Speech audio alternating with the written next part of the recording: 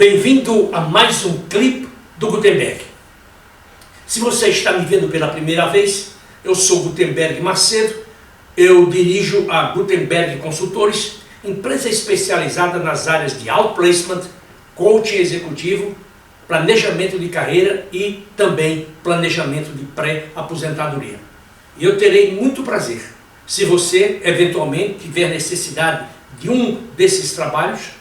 Se você quiser nos consultar, como já disse, ficarei extremamente feliz.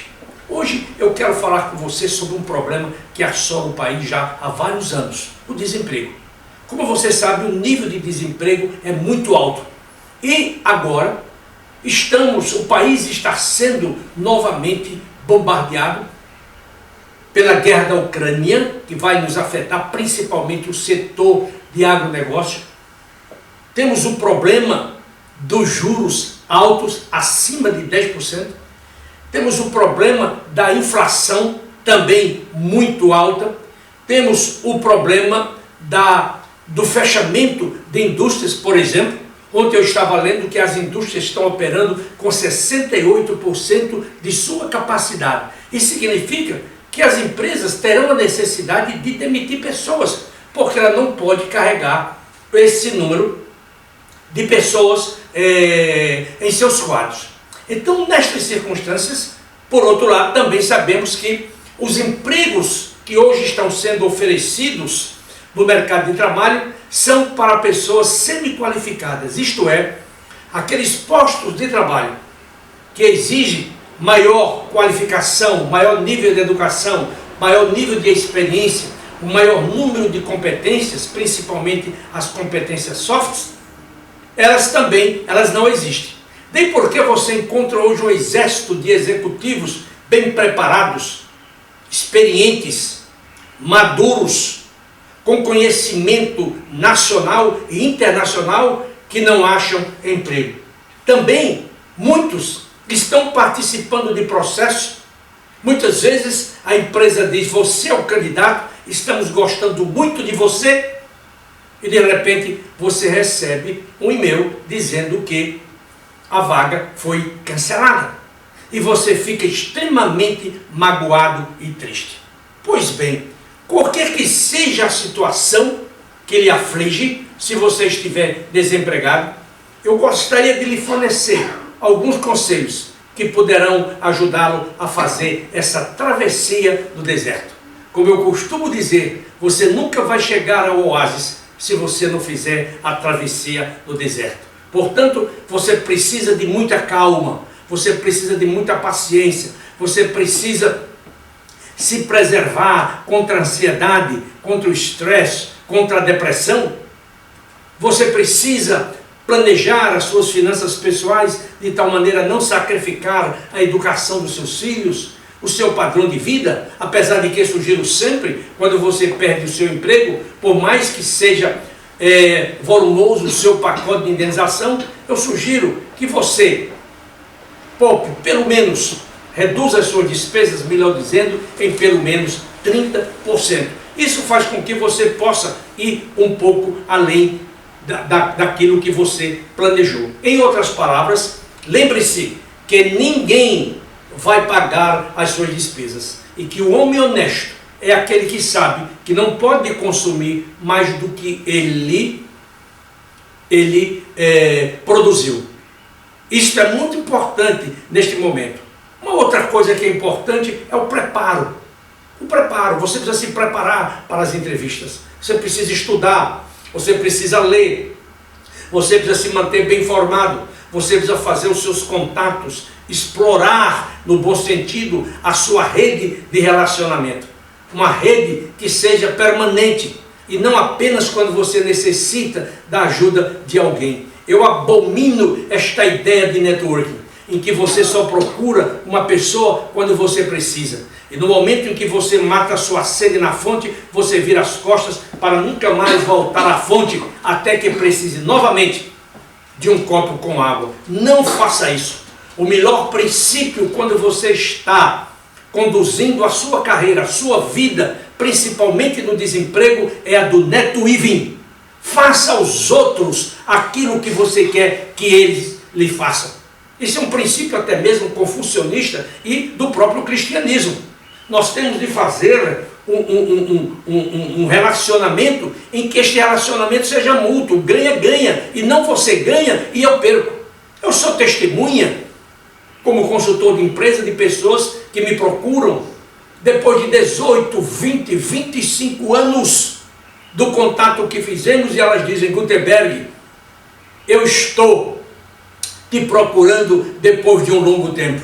Aí invento aquelas desculpas. Eu digo: oh, que prazer grande foi em receber o seu convite. Mas, ao colocar o telefone no seu lugar, eu digo: meu Deus, que pessoa insensível, que pessoa insensata, que pessoa que não sabe o que é um relacionamento, uma amizade permanente. Cuidado com esse tipo de relacionamento, porque as pessoas vão descobrir e elas não vão lhe ajudar. Uma outra coisa que é importante na sua travessia no deserto: não espere que os outros façam por você aquilo que só você pode fazer por você.